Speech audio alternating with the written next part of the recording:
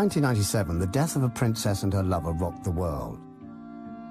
10 years later, it led to the longest, most expensive and most sensational inquest in British legal history. Hundreds of witnesses were called.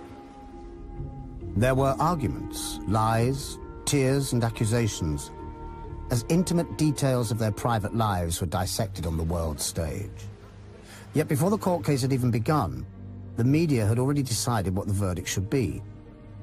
However, in Britain and around the world, millions of ordinary people were convinced, and after the inquest still are convinced, that the deaths of Princess Diana and Dodi Fayed were no accident. I think it's murder. Murder. It was murder. For me, I think it was a murder. Murder. In my opinion, there can be no doubt that she was actually murdered. When the woman left a note saying, FYI, if I'm dead, here's how it's gonna happen, and then it happens exactly like that, I think someone should pay attention. I mean, I just know our initial reaction was, well, they finally killed her, because we're used to it. I think it was murder. If you go to a bar, you'll find 3 people who go, ooh, but the royals did it, didn't they? Oh, of course Diana was bumped off. She knew she was going to be bumped off. I wasn't sure if Diana's death was an accident or murder, but I suspected a cover-up by the British establishment, an elaborate exercise in burying the truth rather than uncovering it. I suspected a conspiracy, but this isn't just the old story about a conspiracy before the crash. It's about a conspiracy after the crash.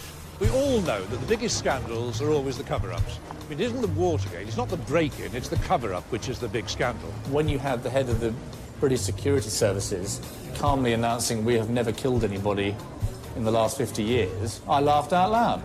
What's the point of them then? I didn't believe it. And so if you don't believe that, where does that leave the rest of the establishment evidence? I decided to watch and wait, then tell the story that the press and TV news wouldn't tell. The result is a documentary that reveals what really happened during those 6 months in the Royal Courts of Justice. It is the inquest of the inquest.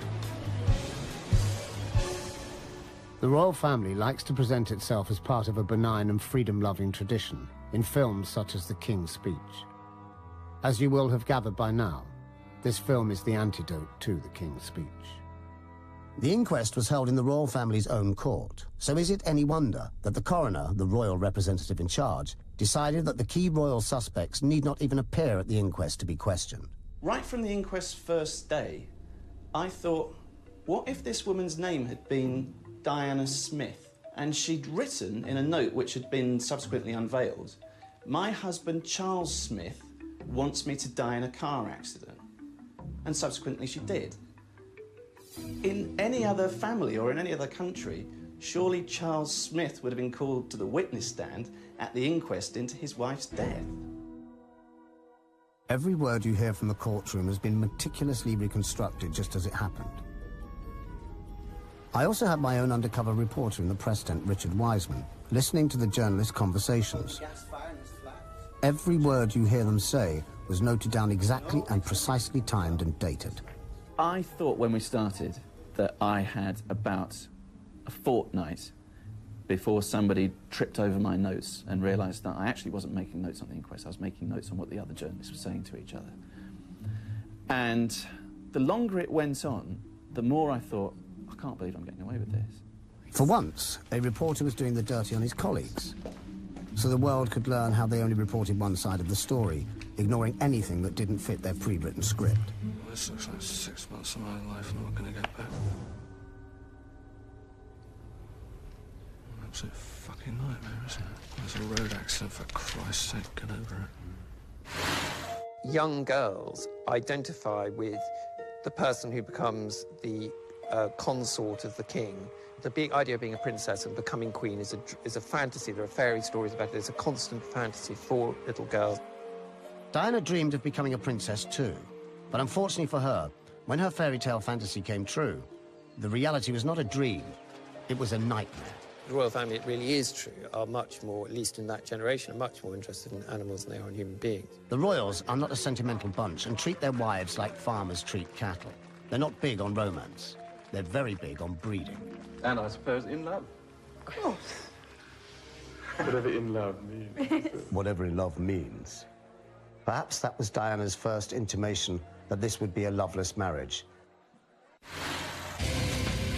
First of all, Mr. Al-Fayed, you have been saying for years that you believe your son was not the victim of an accident, that when he was with Lady Di, the royal family was so upset with her dating him. The fact that he was Muslim, they had him bumped off. In other words, this was a hit, a murder, and not an accident. Absolutely. It's a terrorist murder.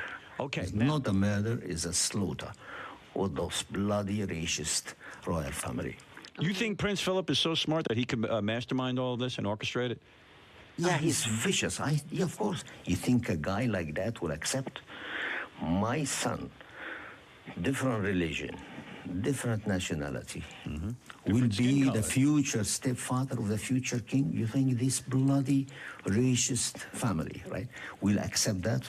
I feel for you. If my daughters were in that car with Lady Di and this was, you know... Of course you'd want to get to the bottom of it. I'd want to get to the bottom of it, and I don't blame you. Mr. Al-Fayed, just as a background, are you a self-made guy? I mean, did you just come to... That's right. That's self-made. All I know is he owns Harrods, and that store is amazing. I think the whole bloody thing's racist. I think that Mohammed, from the day that he came here and had the temerity to bid for the top people's store, has been considered to be some sort of wog, nigger, if you like, who has sort of thrust himself on British society. Born in Alexandria under British colonial rule, Mohammed quickly left behind his humble Egyptian origins, making a fortune as a middleman for British firms in the Middle East, and whilst doing so, becoming a global billionaire.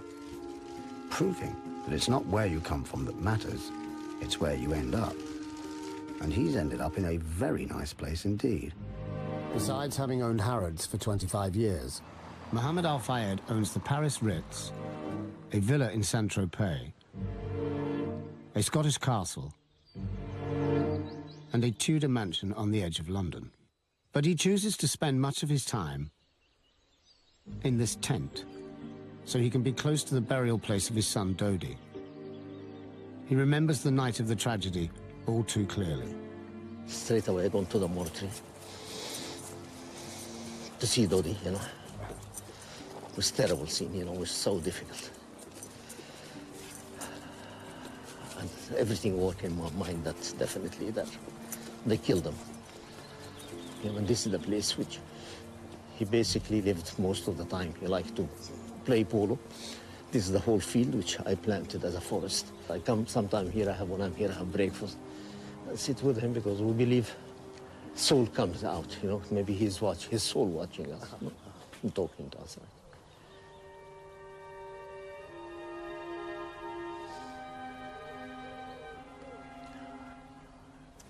It's difficult.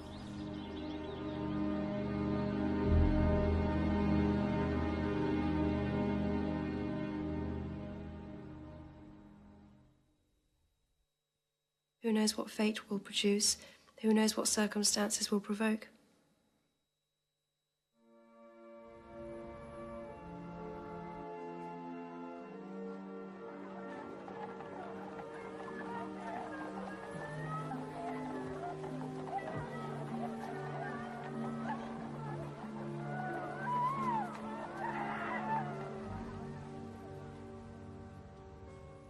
The crash happened on the 31st of August 1997, the last day of an extraordinary month for Diana.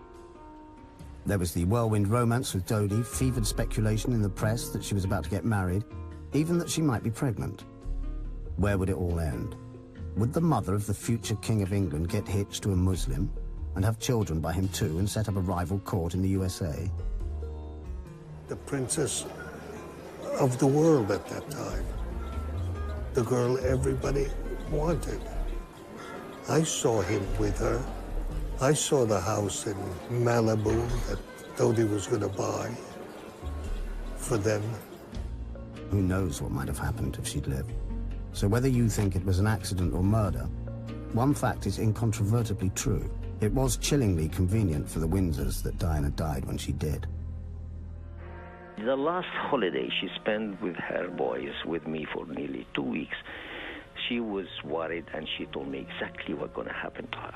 So she definitely rocked the boat in an extraordinary fashion, and she's still rocking it. She won't go quietly, that's the problem. I'll fight till the end.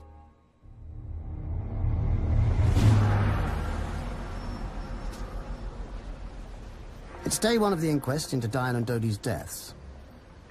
Some say the cause was a drunken driver called Henri Paul. Some blame the paparazzi. Others suspect foul play, a staged crash involving a mysterious white Fiat Uno, perhaps on the orders of Prince Philip.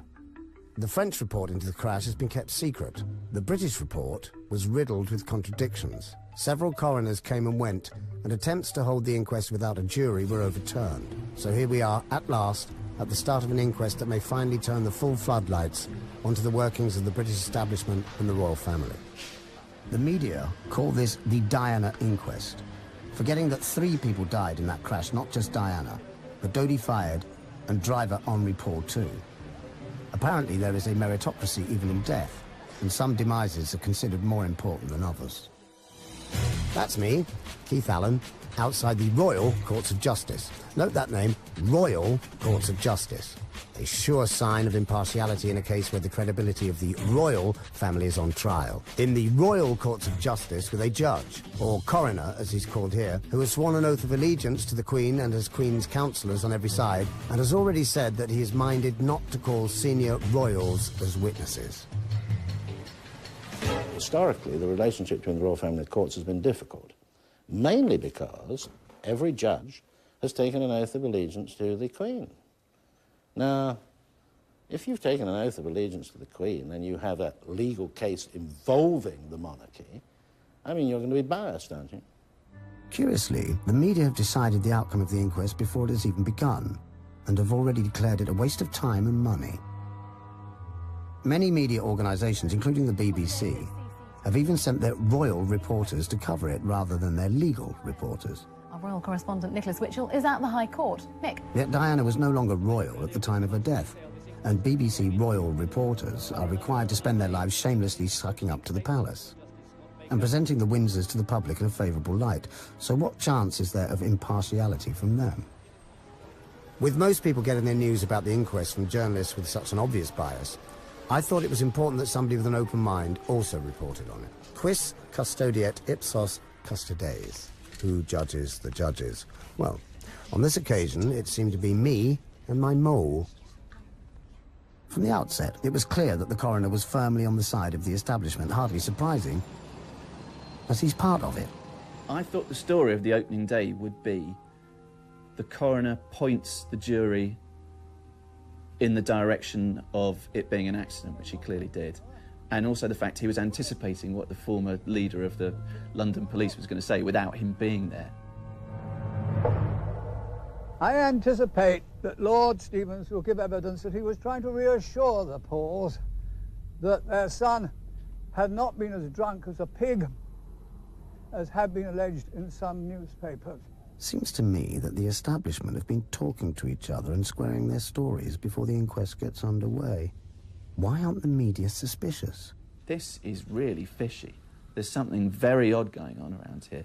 And what makes it all the more odd is that the juiciest bits, the bits that are striking me as being the murkiest of all, aren't being reported anywhere. And it wasn't so much that there was a conspiracy amongst other journalists, that there was an established consensus. And anyone who sort of thought or spoke or wrote outside that consensus were regarded as being odd. This has interesting echoes of The Merchant of Venice. Because if you go back to The Merchant of Venice, I mean, the fundamental point is about Shylock, he's different.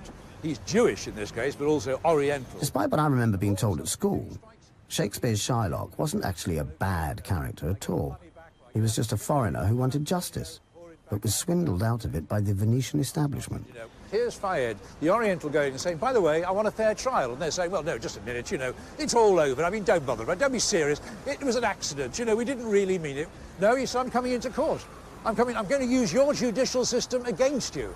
And, of course, he's robbed in court. When you read that, you can also read it as an essay in the way in which the establishment, the Venetian establishment, suddenly find themselves confronted by an outsider who's demanding his rights. He's saying, all I want is justice. Can I have justice, please? You set up all this judicial system. I'd like it, please. And they want to really say, well, it's not for you, you bastard. The point of the inquest is to investigate these suspicious circumstances surrounding the crash. But will it answer these questions? Was it pure coincidence that Diana told many people she would be deliberately killed in a car crash? Why did the CCTV cameras along the route apparently not record anything? Were driver Henri Paul's blood samples tampered with to make him appear wildly drunk, even though he seemed to be sober? Why were Diana's phone calls being bugged by the American Secret Services? And who was driving the white Fiat Uno that may have caused the crash? Poor Diana. All the royals wanted was a brood mare crossed with a clothes horse. The establishment didn't want the idea of a future King of England having a Muslim half-brother or sister. There's only one conspiracy theory, as far as I'm concerned, to do with the death of Diana, and that is a conspiracy that's grown up that it was an accident. Before a single witness had been called. I think the remaining thing that needs to be done is the jury bailiffs need to be sworn for the journey to Paris. See you in Paris. This is where the jury will gather to retrace Diana and Dodi's final journey. We'll have to be careful not to film the jury, because we could be sent to prison for contempt if we show their faces, even though anyone who bothers to come here can see perfectly well who they are.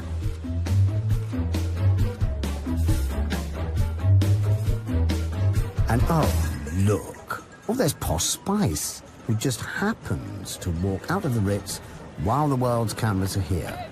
Diana was a celebrity who was supposedly hounded by the paparazzi, yep. Now here's another celebrity using the inquest as a chance for a photo opportunity with the paparazzi. They never learn. Ah, there's the legal charabanc. This bus is officially a courtroom, we've been told, and must be treated with the same dignity as the royal courts of justice themselves. But, oh dear, first it appears to have knocked a policeman off his motorcycle, and now a tyre has just burst, thereby somehow undermining the majesty of the law. After the jury had visited the crash scene, so did I. Where? Yeah. This is it? Yeah. Is this the tunnel? Yeah, you didn't know? No. As well as endlessly debating whether Dodi might have impregnated Diana, the inquest devoted several weeks to a minute investigation of her periods, contraceptives, and sexual habits. It's almost as though the establishment wanted to demythologize her in the eyes of ordinary people by putting her uterus on public display. And by going in with Dodi Fayed and falling in love with him, as I believe she absolutely did, head over heels with the guy, you've got the ultimate cocktail of danger for the British establishment. Perhaps it was unwise for Diana and Dodi to get together, but they clearly fell deeply in love. And thinking about the way their lives were prematurely snuffed out had a strangely melancholic effect on me that night.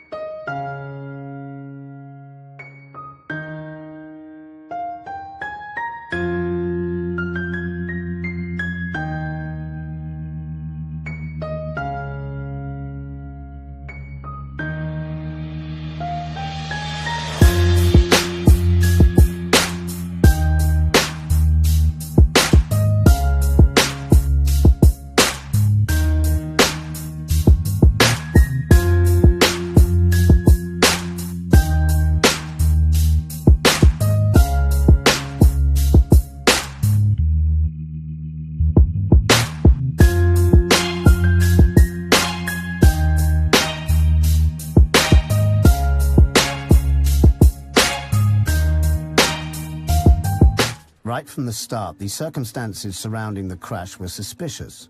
Within a day, before tests on Henri Paul's blood had even been completed, the French authorities had leaked a story to the press that this was a simple accident caused by a driver who was drunk as a pig. Although the only alcohol he seems to have consumed that night was 2 Ricards, less than 1/4 of the amount the French authorities claimed he'd drunk. He certainly seemed sober minutes before he drove the Mercedes, and within hours of the crash, French police had allowed a road-sweeping van to wash away all the evidence. What a coincidence. That's exactly what the Pakistan police did in 2007, when they immediately hosed down the place where Benazir Bhutto was assassinated. It's so much easier to claim that a death was just an accident if the evidence has been washed away. It's like my electrician. I was at home last week when he arrived, told him what I was doing, and he immediately turned round and said, "Oh yeah, but MI5 did that, didn't they?" And the trouble is, intelligent people believe this shit and get carried away with it. I mean, people do love a conspiracy theory, don't they? Yep. Ah, the gentleman of the press. This is the only way most people get to know what's going on at the inquest, and there's no doubt that almost all of the media had already reached their verdict long before the inquest started. Yet most of the hacks covering it didn't understand the detailed evidence they were hearing, and had no idea of how the establishment was manipulating events behind the scenes and deciding what could and could not be said. The coroner even prevented the jury from knowing about the state of the relationship between Philip and Diana. The prince's letters were redacted, as the court called it, or censored into incomprehensibility, as the rest of us call it. When a close friend of Diana's wanted to tell the inquest about deeply hostile letters that the prince had written to Diana not long before her death, she was forbidden to do so. Initially, I had great hopes for the inquest until I got the gagging order on me. Somebody came in and said, "Oh, you're not allowed to mention the content of the Prince Philip letters." And in effect, it's like having gagging orders slapped on me. The first one was making aspersions on her moral character. It was doubting her faithfulness to Charles before Harry was born. And you just wonder how many people have been paid off in this whole charade. It's not fully transparent. If I've had a gagging order, other people have had a gagging order. Why weren't the press more suspicious? Well, journalists have to answer to their editors, who answer to their proprietors, who all want knighthoods. The upshot being that most journalists are instinctively pro-establishment and are unwilling to accept that the official story about Diana's death just does not make sense. Well, it's difficult to get a man to understand something when his salary depends on him not understanding it.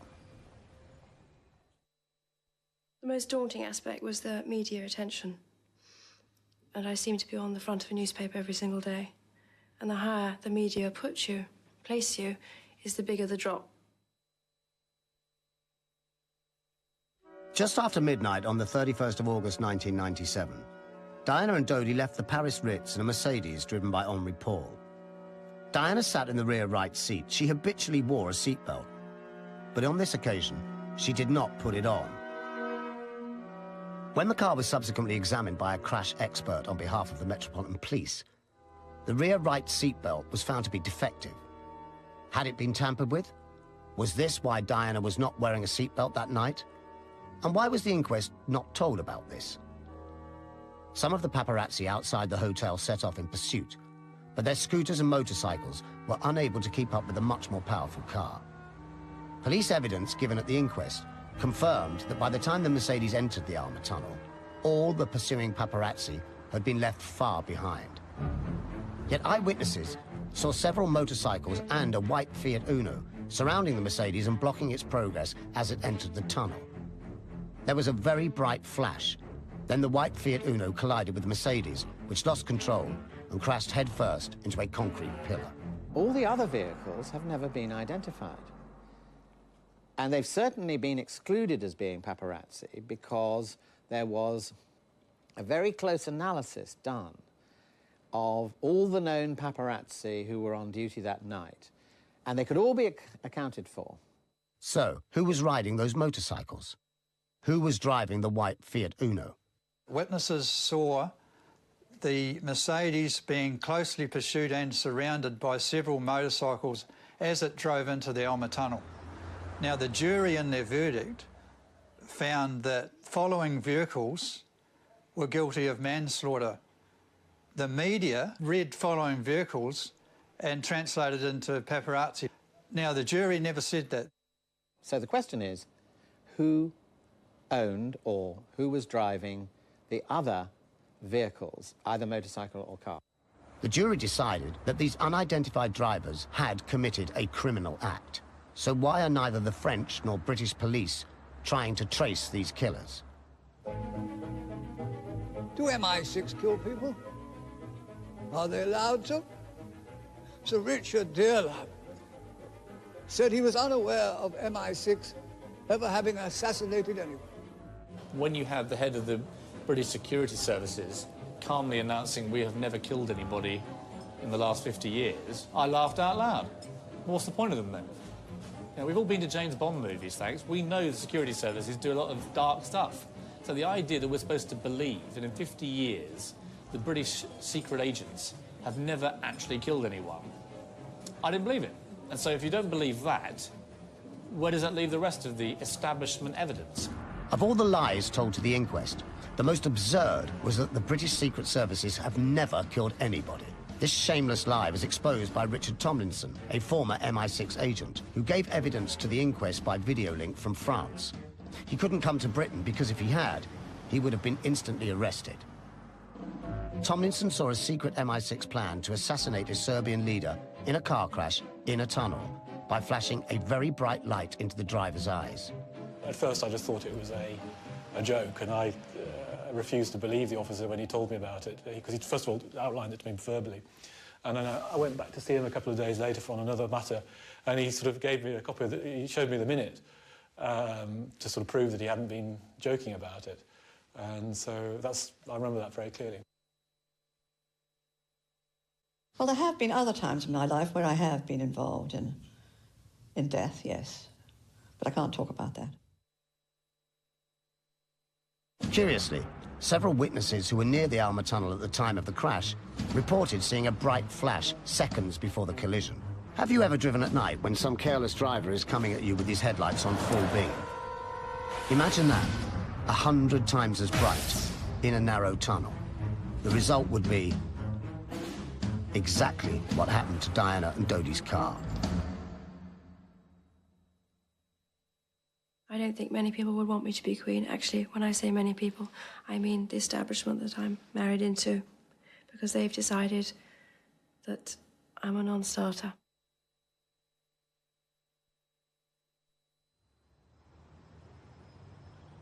The question that haunts me is around the time of the crash, that she wasn't taken more rapidly to a hospital. There was a sort of time period that wasn't properly explained about her treatment on the ground. The crash occurred at 12:23 a.m. Dodi and Henri Paul died instantly. The bodyguard, Trevor Rees, was seriously injured. Diana was injured, but was conscious and alert. And had she received prompt hospital treatment, she could well have survived, but she didn't. Instead, an ambulance containing Dr. Jean-Marc Martineau arrived at the scene. Although other ambulances were also present, he took sole charge of the princess and made a series of bizarre and disturbing decisions that sealed her fate. It took an astonishing 37 minutes after the crash for Dr. Martineau to remove the still conscious Diana from the Mercedes and put her in his ambulance. Odd, because the back of the car was undamaged. It took an extraordinary 81 minutes after the crash before the ambulance even set off for the nearby hospital. Oddly, it made no radio contact with Ambulance HQ throughout the journey. It took an inexplicable 1 hour and 43 minutes after the crash before the ambulance arrived at the nearby hospital, having travelled there at a snail's pace on empty roads. By then, Diana's life was ebbing away. At the inquest, experts agreed that her life could have been saved had it not been for the suspiciously slow and furtive actions of Dr. Martineau and his crew, the other members of which have never been officially identified or interviewed. There is no dispute that at about 12:26, the emergency services in Paris were notified that there had been a serious car crash. There were 2 dead, 2 seriously injured. So all it needed at 12:35, if I may say so through you, was one call saying, look, I think we may have a real problem here. Please be at the ready. That is precisely the conclusion that we would have put in our report.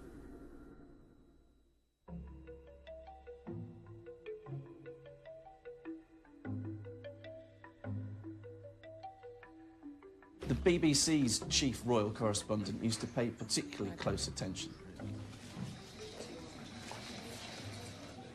Here's the guy that considers himself to be, effectively, the Walter Cronkite of British television.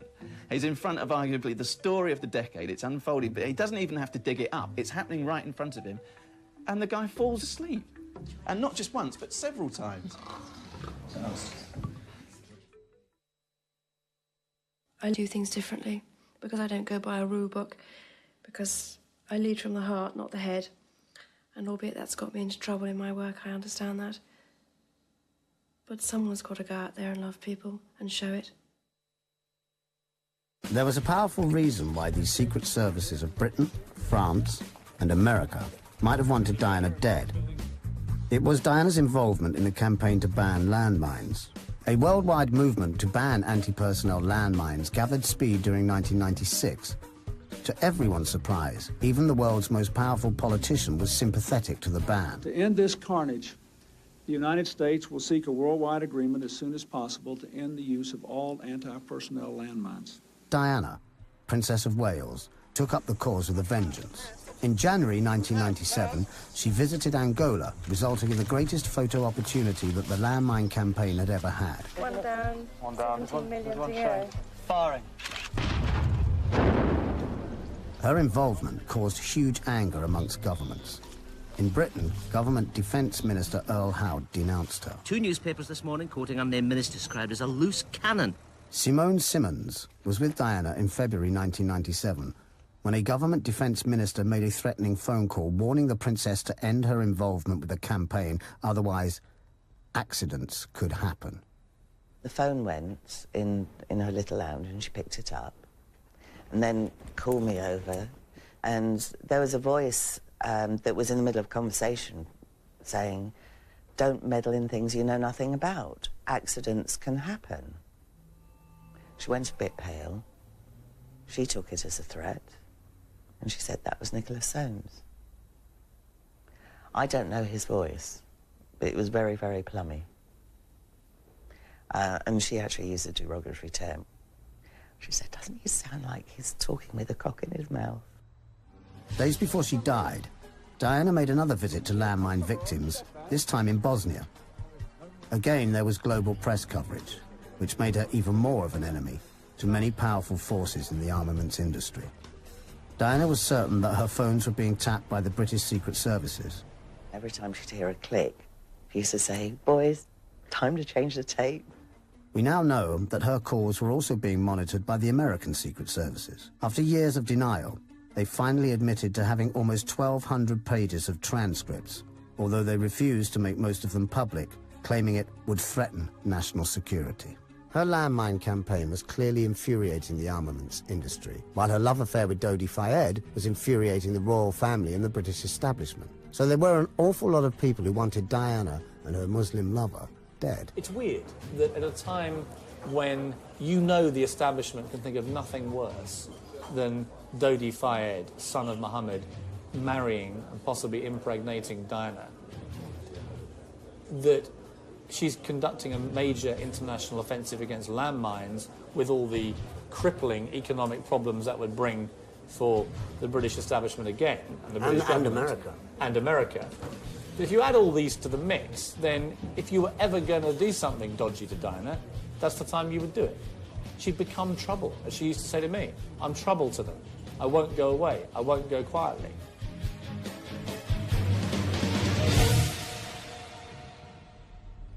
Presidents have been killed for less.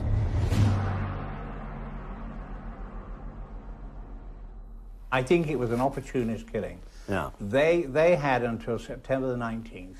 Why till then? Because that was when the conference was going to take place in Oslo on landmines. Less than 3 weeks after the crash, the key Oslo meeting began. With Diana out of the way, most of the world's press didn't even bother to attend. When they killed Diana on the 31st of August, 19 days later, Bill Clinton was the only Western leader who voted against a ban on landmines. Something he would never have done if she was alive, had he had to look in Diana's eyes. Many investigators believe that this was the real reason Diana was killed. Yet, the coroner barely raised the issue.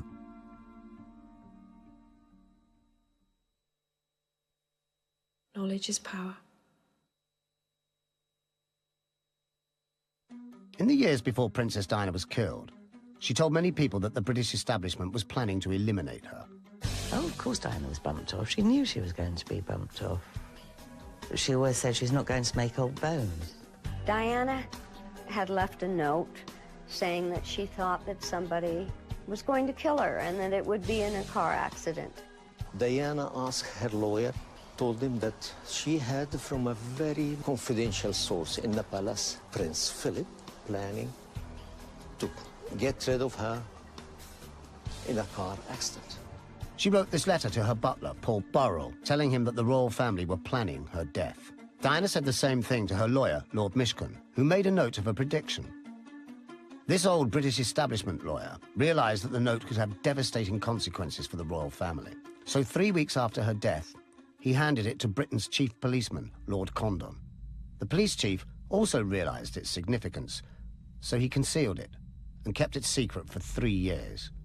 The first question, and you've agreed, is there a legal obligation to hand over potentially relevant material? There's an unequivocal answer to that, which is yes. Agree? Yes, I do. That was Britain's top policeman admitting that he broke the law by concealing this devastating evidence. Right. Well, I'm going to make it very plain to you, Lord Condon, that the reason why potentially relevant material was not handed over to the coroner is because you were sitting on it, knowing that something had gone wrong in Paris linked to the activities of British state agencies. You are suggesting, are you, that Lord Condon was part of a criminal conspiracy? Well, I'm suggesting, yes, that he's part of an agreement. That is one of the most serious allegations that could ever be made of someone in my position, and I unequivocally, totally refute it as a blatant lie. If, in September 1997, this information had gone public, nobody would have spoken anymore about the paparazzi, about Henry Paul. The only thing the whole world would have focused on would have been Diana's fears, Diana's predictions on how she would be killed by the British establishment.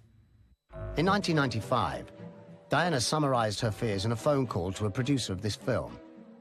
If you're a strong woman in my environment, you're a problem. So I'm a hell of a problem. I don't have time, an awful lot of time for hobbies, but keeping alive, one of them. Keeping alive, keeping alive, keeping alive, keeping alive. Sadly, she signally failed in this quest. Lord Condon wasn't the only senior policeman to hide the lawyer's note. Lord Stevens, his successor as police chief, concealed it for a further 3 years. Both men broke the law. Both men were made lords by the Queen. I'd like to be a queen of people's hearts, in people's hearts. But I don't see myself being queen of this country.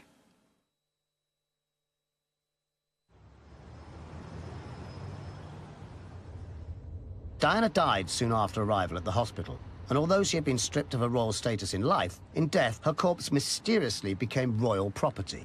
Within hours, royal representatives had given orders for her body to be partially embalmed, a process that conveniently made it impossible for anyone to tell if she had been pregnant. Attention then turned to the body of the driver, Henri Paul. Before blood tests had even been completed, the French authorities were already insisting that he was drunk as a pig, although the only alcohol he is known to have consumed that night were 2 single Ricards. This is Henri Paul minutes before the fatal crash. Far from looking drunk as a pig, he seems to be sober as a judge. An autopsy was carried out on Henri Paul's body by Professor Dominique Lecomte, a doctor who is notorious in France for covering up medical evidence that is likely to embarrass the state.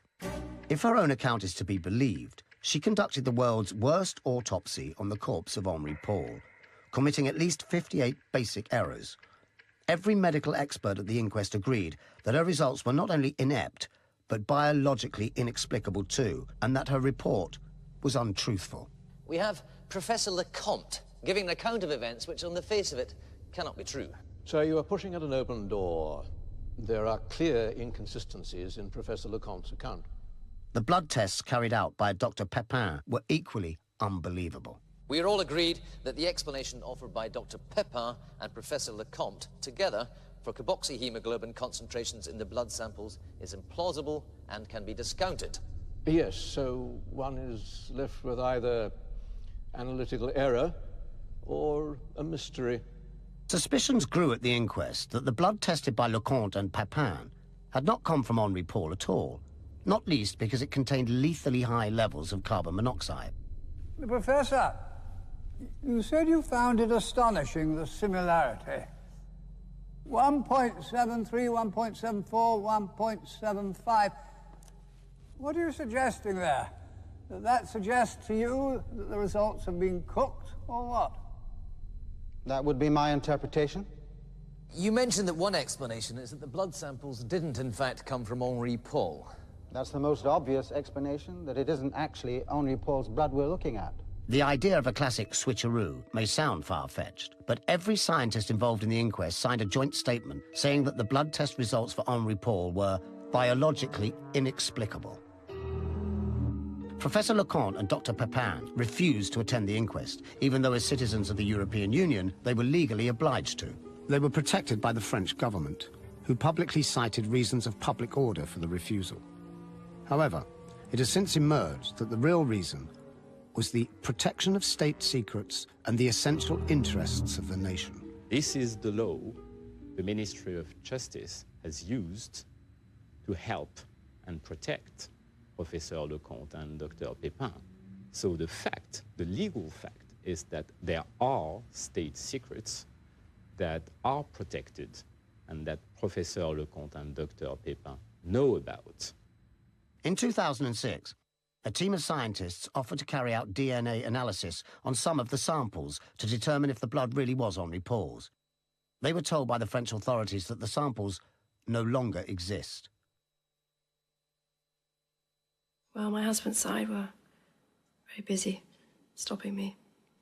Diana was unstable. They decided that was the problem.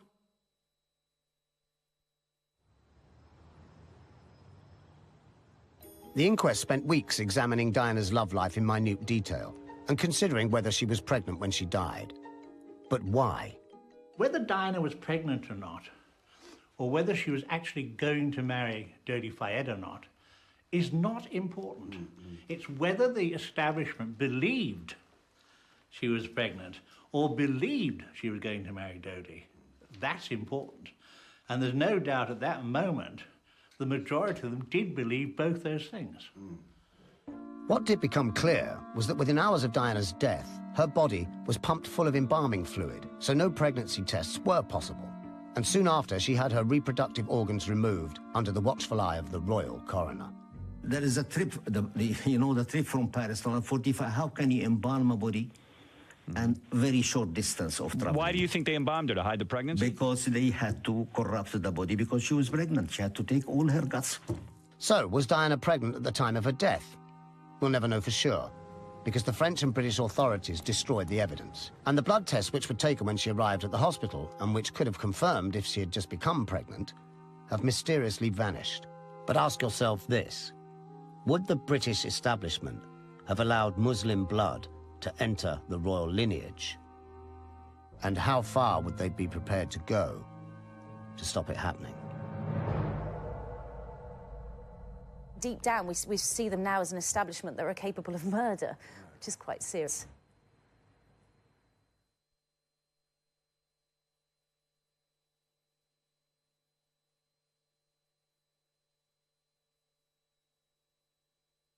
I was very bad lunch and he started blubbering.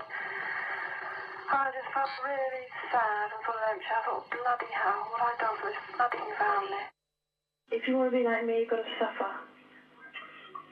Yep, you have to. And then you get what you... Get what you want? No, get what you deserve, perhaps.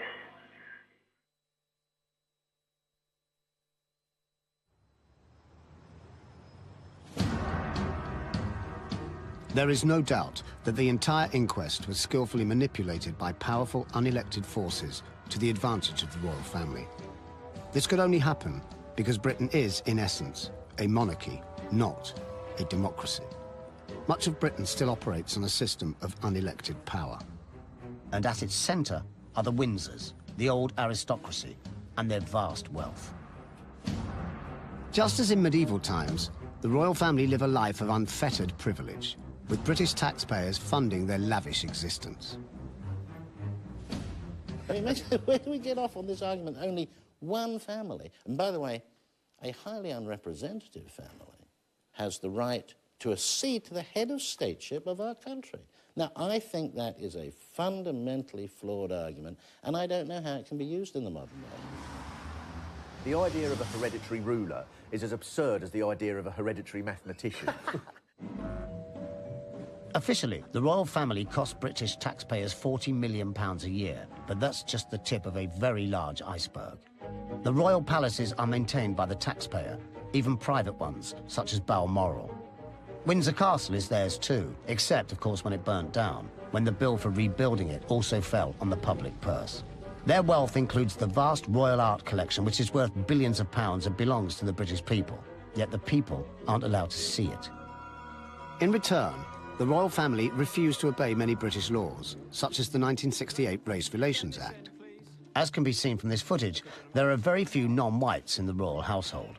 Indeed, it is ironic that the ritual ceremony we are now watching is called Trooping the Colour, because as you can observe, there's barely a non-white face to be seen. The royal family are notorious for their racism.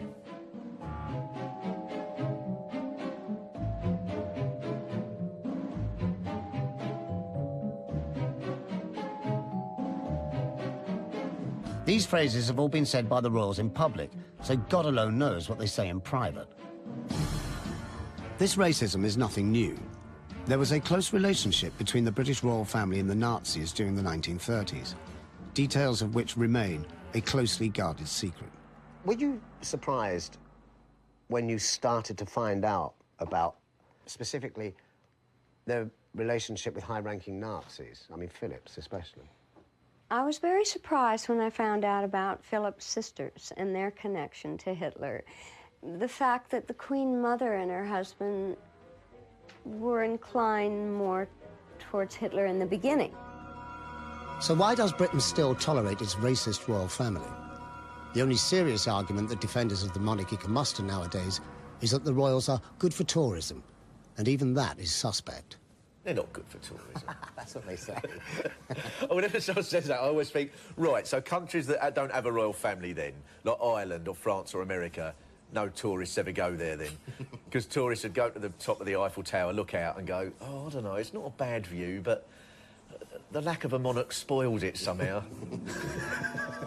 Despite presenting itself as a charming and picturesque relic of the past, the royal family retains a ruthless grip on power in 21st century Britain. It presides over a corrupt and corrosive honours system that keeps tens of thousands of public officials in permanent obedience to the monarchy, all hoping for a knighthood or an OBE in return for a lifetime's loyal service. These are the people who operate Britain's system of government: judges, coroners, civil servants, police chiefs, permanent private secretaries, members of the secret services, and privy councillors. When I became a cabinet minister, I was made a privy councillor. You swear that you will protect the Queen from all foreign prelates, potentates and powers, and you will report on colleagues if they're disloyal and so on. And they read it to me, and I said at the end, I didn't agree. And they said, you don't have to agree. So I said, what do you mean? They said, we've administered the oath. Now, that phrase, the administration of oaths, which people would have heard, means you're injected with the oath. I've been injected with an oath. The royals don't only use honours and oaths of allegiance to preserve their power. They use intimidation too, as Diana found to her cost. They demand absolute secrecy and loyalty from their subjects, and they stifle dissent. I think of the establishment, our establishment, as a kind of a legal mafia, whose watchword really is the watchword of the real mafia: omerta, silence. That's why many people regard them as gangsters. Gangsters in tiaras. And given Prince Philip's Nazi background, is it really so unthinkable that those at the top of the present-day British establishment might go to any lengths to rid themselves of a turbulent princess? Well, anything good I ever did, nobody ever said a thing. Never said, well done, or was it okay? But if I tripped up, which invariably I did, because I was new at the game, a ton of bricks came down on me. Still, successful producer, Dodi, wasn't he? I mean, what did he ever produce? Fuck all. That's what he produced. Fuck all. He produced his inquest by dying, you know? Successfully getting himself killed. It's just the typical rich man's son, you know? Talentless son of a rich father, then pisses all his dad's money out the wall. You think of that stereotype? And that's Dodi. The media called this the Diana inquest, forgetting that it was also an inquest into the death of Dodi Fayed. In life, Dodi was described by the Duke of Edinburgh as an oily bedhopper. In death, he was dismissed by the press as a worthless playboy. But the inquest revealed these descriptions to be wholly untrue. He loved to make movies. He liked that ability to make movies. That was his chosen profession. The other good thing that came out of the inquest, why it was successful, is that it cleared Dodi's name.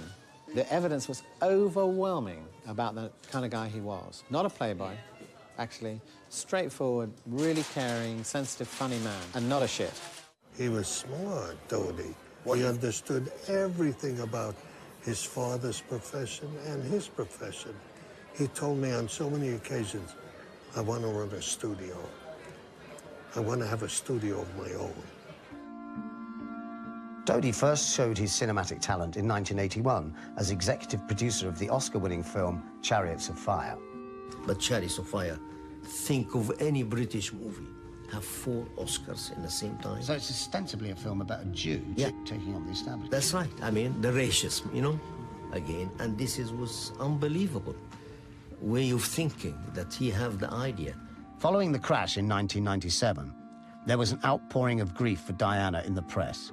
But the media virtually ignored Mohamed Al-Fayed's devastation over the loss of his son, Dodi. I've seen him crying, telling me how he shared a bed with Dodi every day of his life from 2 to 13, after his mother left. When you hear things like that, you know how close they were.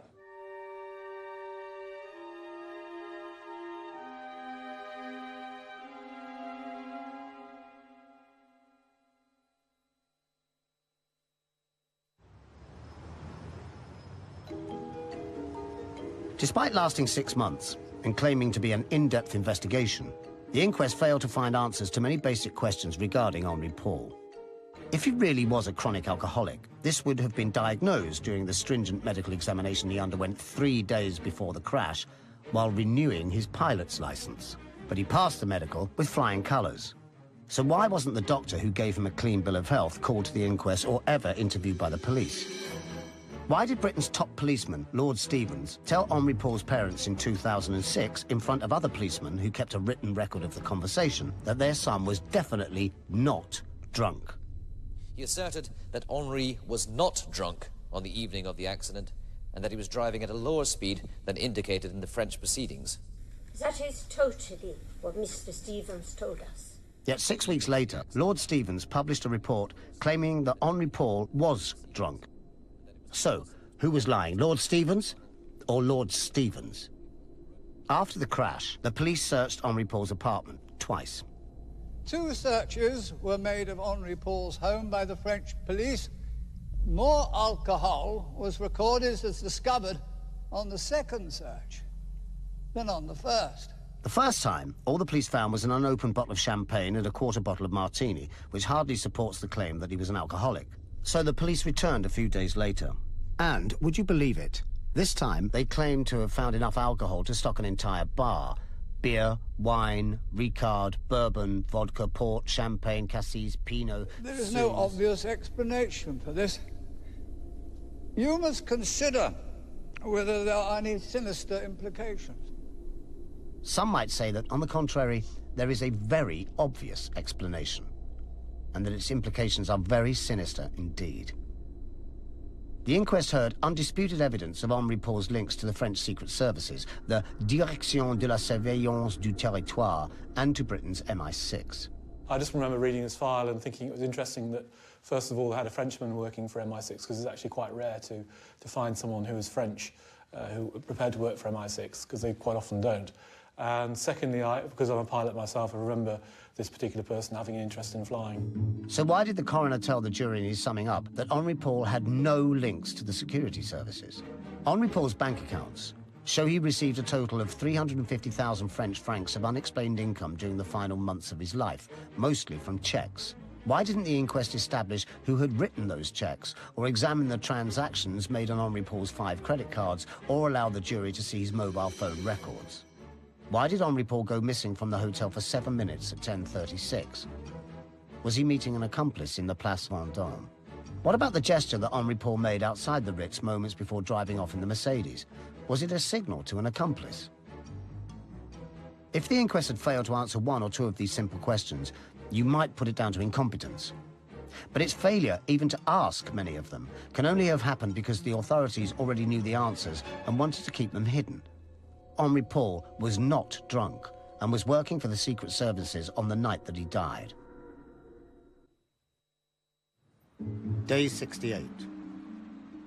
The only senior representative of the royal household to appear at the inquest was Sir Robert Fellows, the Queen's private secretary. On day 68, while under oath, he had the following interchange with Michael Mansfield. Were you on holiday at the time? I was on holiday from somewhere around the first week of August. Until? The week after the death of the Princess and Mr. Al-Fayed. And I went back to Balmoral on the following Sunday, I think, after the funeral. So, would it be fair to say that you were not, in fact, therefore, at the palace or nearby when all of this was happening? I was at the palace, certainly, until the end of July. Fellows unequivocally told the inquest that he was on holiday for the entire period before and after Diana's death, and did not return to work until after her funeral. Now, let's move to January 2011, and the publication of the diary of Tony Blair's press secretary, Alastair Campbell. 31st August. At about 4 a.m., I got a flavour of the royal establishment's approach when I had a conference call with Robert Fellows. You know about Diana, do you? She's dead.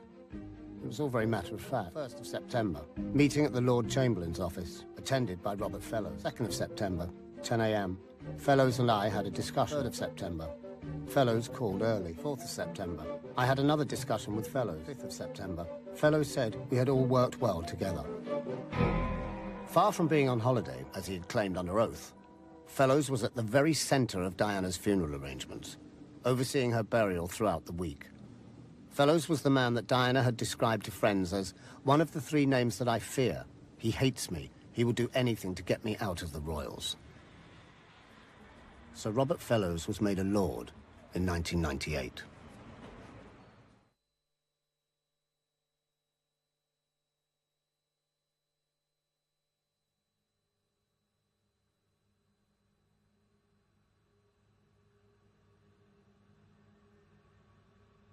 This little boy is called Philip.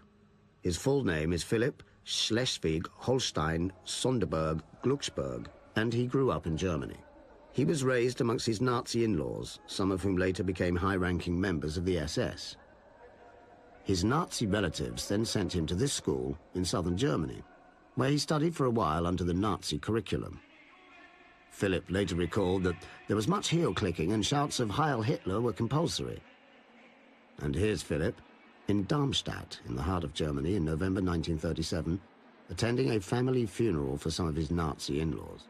Marching in front of a Sieg-heiling crowd, this is Philip, next to Christoph, his SS brother-in-law, and Philip, his Nazi stormtrooper brother-in-law. Imagine if a man with a past like this had somehow ended up marrying into British aristocracy. Well, he did. And as we know, he got first prize. He became the Duke of Edinburgh, also known as Prince Philip, after marrying Princess Elizabeth, the future Queen of England.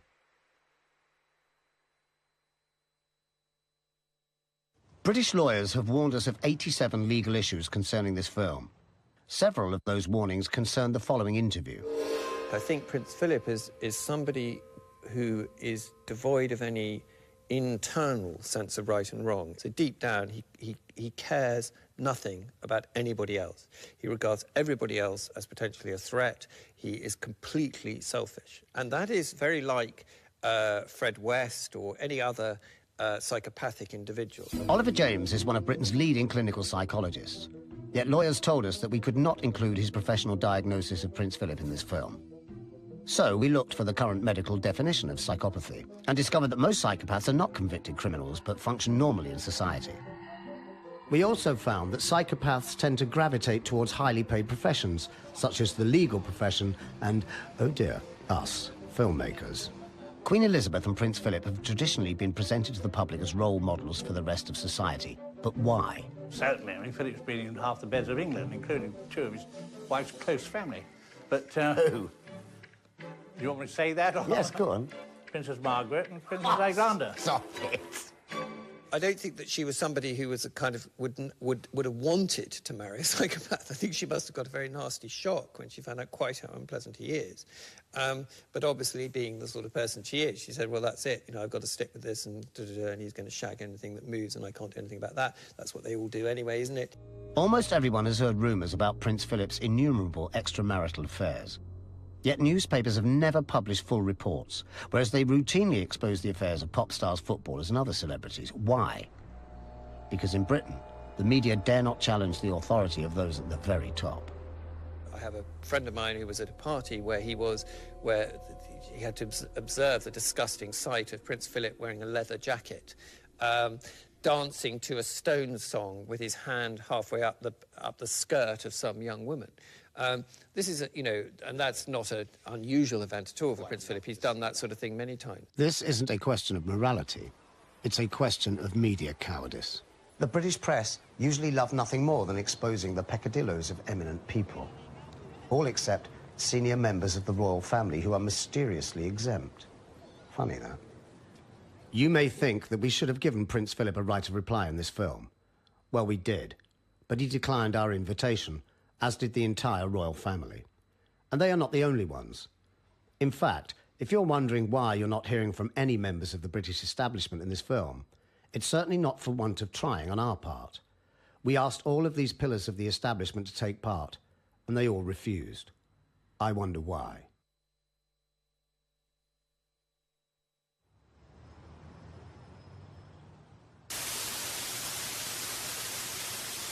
What you are seeing is what the CCTV camera at the entrance to the armoured tunnel was recording at the time of the crash. Nothing. Because it was switched off, even though it was usually switched on 24 hours a day. Was that just another coincidence? Or something more sinister? Well, you do ask a good question. You say, how is it that every single traffic camera in that tunnel was switched off or not working? Even though no cameras recorded the crash, it is beyond doubt that a white Fiat Uno collided with Dodi and Diana's car in the tunnel and contributed to their deaths. The French police tried to deny its existence at first, but too many eyewitnesses saw it, and paintwork from a white Fiat Uno was found on the Mercedes, where the two cars had collided. So, who was driving it? Suspicions fell on James Anderson, a photographer with connections to the Secret Services. He had been following Dodi and Diana earlier in the month during their holiday in the Mediterranean, but he was not amongst the paparazzi who were waiting outside the Paris Ritz on the night of the crash. Anderson was a millionaire paparazzo, a very well-known member of the paparazzi on the continent, made a great deal of money out of royal pictures, lived in some style in the French countryside. He told police that he wasn't in Paris on the night of the crash, but gave two completely different accounts of where he had been. His wife and son also gave him contradictory alibis. Privately, he told friends that he had been there in the tunnel in Paris that night. Crucially, Anderson owned a white Fiat Uno. It was said of this Fiat Uno that it was up on chocks and didn't work. Well, that appears to be untrue, too. It was driven many hundreds of miles around the French countryside. So the whole question of the Fiat Uno and who was driving it, which is, of course, absolutely crucial, totally crucial to the investigation, has never been resolved. And you have to say, why?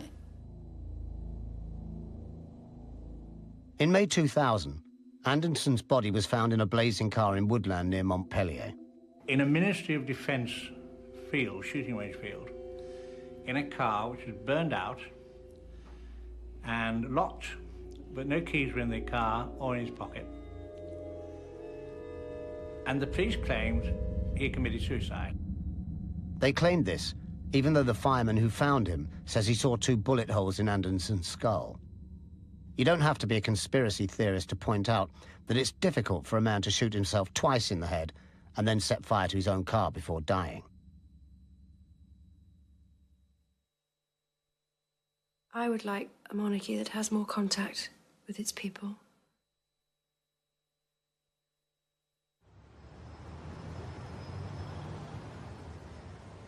By the end of the inquest, so much suspicious evidence had been heard that the establishment coroner could take no chances. So he prevented the jury even considering murder as an option. His summing up lasted almost 3 days, during which he continually distorted the evidence, ignored much of the eyewitness evidence, and tried to convince the jury that the crash was nothing more than an accident. At the start, I told you it was not necessary to solve every subplot in the story. There are certain matters relating to Henri Paul that simply cannot be resolved with any clarity. You've not heard in person from Professor Lecomte, Dr. Pepin and others concerned with the analysis of Henri Paul's samples. In common with most road traffic accidents, this collision did not appear to have a single cause. The relationship between Diana and Dodi had reached the point where it could no longer be tolerated. The conspiracy theory had been minutely examined and shown to be without any substance. Will you please now retire to consider your verdicts?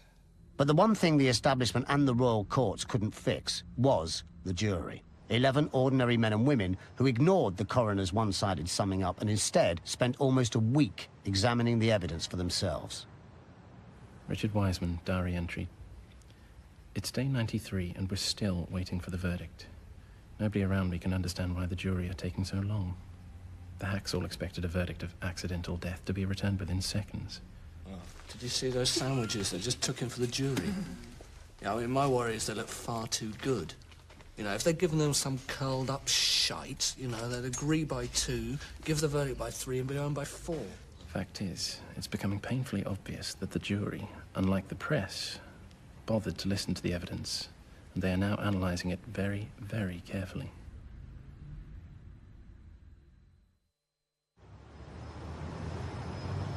A year after the inquest into the deaths of Princess Diana and Dodi Al-Fayed, we asked a cross-section of ordinary people what the jury's verdict was. Accidental death? Purely an accident. It was accident. Was it accidental? Accidental death. It was an accident. Accidental death, I believe. It was an actual accident. Accidental death. Accidental death. The answers the public gave us were uniformly inaccurate. They said the paparazzi, didn't they? The paparazzi chasing her? I think, yes, it was for the paparazzi. Around the world, people have been massively misled by the British media into believing that the deaths were an accident caused by the paparazzi. But in reality, the jury did not blame the paparazzi, and they decided that the crash was not a mere accident, but something much more serious. In the end, the jury delivered the most powerful verdict that the coroner had left open to them. Unlawful killing is defined in law as homicide or manslaughter, and the jury blamed the following vehicles, not the paparazzi. What is also interesting, overlooked, I think, almost totally by the media and commentators, was the wording of the verdict. Well, the detail of this verdict was such that it was an unlawful killing contributed to by, and one of the factors was, following vehicles, not the paparazzi. No.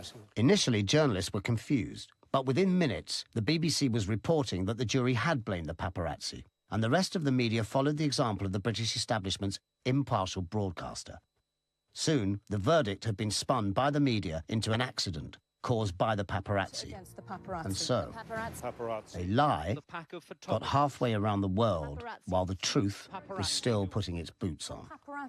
The altered verdict was still on the BBC's news website at the time of making this documentary. Whether it was a case that the commentators in the end wanted it to be the paparazzi, and so immediately assumed that, and hadn't, and often some of them didn't really follow it on a daily basis. They might read in the odd transcript, and certainly a change of that kind, which was very important because following vehicles was a much bigger category than just paparazzi because of the reasons I've just given. That nobody either wanted to understand what that meant, or if they did, weren't prepared to include it in their commentaries. The media declared that Mohamed Al-Fayed had been defeated, but in reality, the jury's verdict supported what he'd been saying all along. Diana and Dodi were unlawfully killed. 2011, and the British media, after seriously misreporting the verdict, refuse even to discuss what the verdict really means. Their deafening silence speaks volumes about the deeply troubling outcome. There was a feeling of openness about it, and yet at the end of it, I have to say, even as a supposedly educated scientific person, I would still say I don't feel at all confident that it got to the bottom of it. People will still go on thinking there is something happening here because they know the British establishment, they know their capacity for cover-ups. The newspapers in this country really don't want to upset the very top. The most bizarre thing is that normal people in this country who don't necessarily enjoy conspiracy theories, if you go to a bar, you'll find 3 people who go, ooh, but the royals did it, didn't they? I think most of the British public still believe it was dodgy.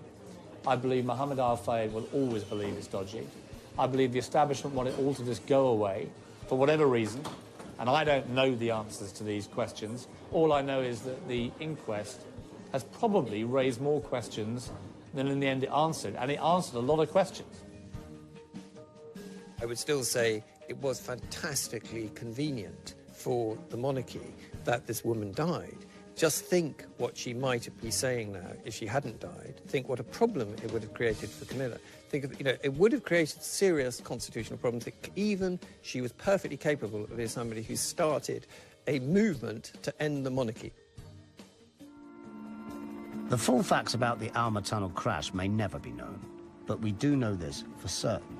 Dodi and Diana were the victims of an unlawful killing, and various parts of the establishment, with their unerring instinct for mutual self-preservation, then seem to have rallied around to cover it up. They covered for each other and suppressed uncomfortable facts, and they think that they have got away with it. The British establishment think that they have got away with murder. But then what's new? They've been getting away with murder for centuries.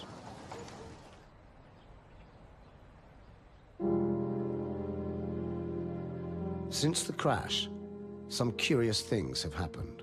Charles has married Camilla, as he'd always wanted to. MI6 now publicly admit that they have been involved in killings. Diana has been airbrushed out of official royal history. No action has been taken against the police chiefs who suppressed Diana's sworn statement predicting that the royal family would kill her in a car crash. Instead, they both now sit in the House of Lords. Mohamed Al-Fayed was ordered by Prince Philip to take down the royal warrants that had hung for decades outside Harrods. And shortly before selling the store in 2010, and more in sorrow than in anger, he symbolically burned them in sight of his son's grave. I am destroying these royal crests as a tribute to my son, Dodi. I feel that he is looking down on this today. There was a clear verdict of unlawful killing. So why has nobody been arrested? What is at the core of all this is racism. Powerful people in this country, my country, don't want to hear me talking about Prince Philip's Nazi background, but I have to, because it's just 100% true.